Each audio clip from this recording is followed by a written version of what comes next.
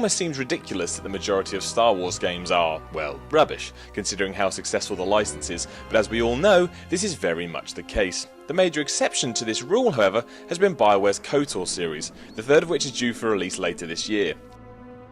Shifting across to the MMO space, we sat down with the Old Republic writing director Daniel Erickson to find out more. The big entry point we obviously have is Star Wars. A lot of people are going to come because Star Wars, more than anything else, right? So it's an MM Star Wars, woo! And also storytelling gives us a really good, easy gateway.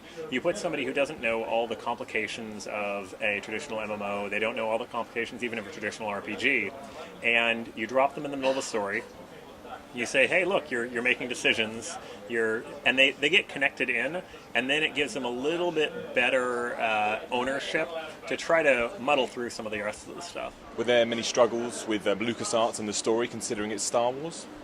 Well, Lucas reviews everything we do, but they are an extremely generous licensor. You may have seen there's a huge amount of extended universe content for all of Star Wars, and Lucas is very big about letting people have the room. As long as your stuff feels like Star Wars and you're sticking to the basic principles of it, not really a problem. We are actually far more conservative than a lot of the extended universe stuff is. Many people come in and they say, I want to do something new with Star Wars. I want to do I want to twist it up. I want to do Star Wars more like this, more like... Ours is really a love letter to Star Wars. Yeah. We watch The Empire Strikes Back again and again and again and again, and we're like, let's make that. What is there here for a fan of the Knights of the Old Republic series, considering it's been so long since KOTOR 2, and even longer since the original KOTOR, which was developed directly by BioWare? Well, I mean, honestly, it's that form of storytelling, that form of, we've changed combat, we've changed a lot of that sort of thing. We brought in player VO, which is just a huge improvement. As soon as we saw Mass Effect, we were like, player VO, we have to do that. But this is the lead designer of Knights of the Old Republic making the next Knights of the Old Republic game. Yeah. This is the lead writer from Knights of the Old Republic is on my team.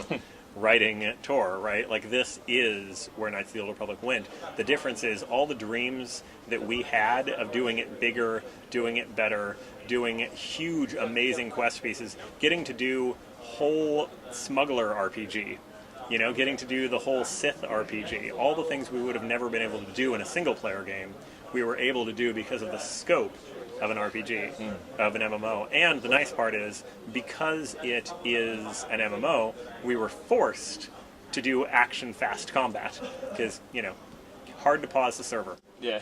How about the internal pressure, especially from yourself, considering you're the lead writer on a Star Wars game? Well, the largest pressure, I would say that, Star Wars is something we love. Star Wars is something that we absolutely adore in all of it, and we pay attention to all the different Star Wars pieces. A lot of the pressure, honestly, is KOTOR.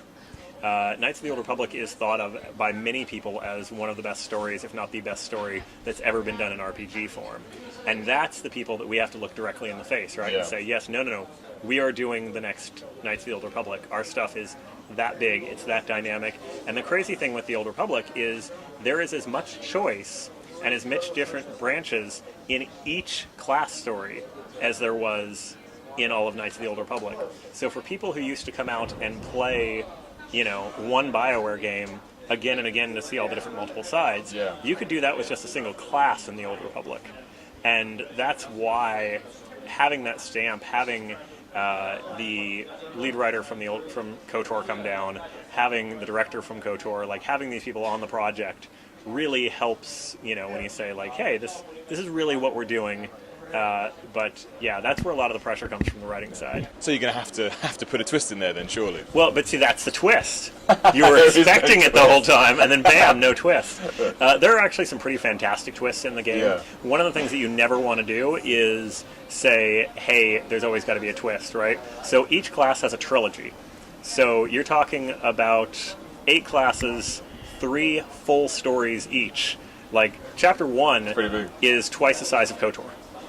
So, and then there's Chapter 2 and Chapter 3. Yeah. So obviously not each one of those things each time is going to have a twist that happens right before the Act 3 starts. Yeah. It would become very, very predictable, and it's just not good story writing. Yeah. But there are some pretty amazing, pretty fantastic pieces in there.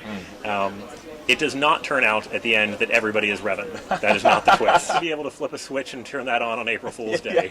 Just an NPC comes out and goes, "You're all Revan!"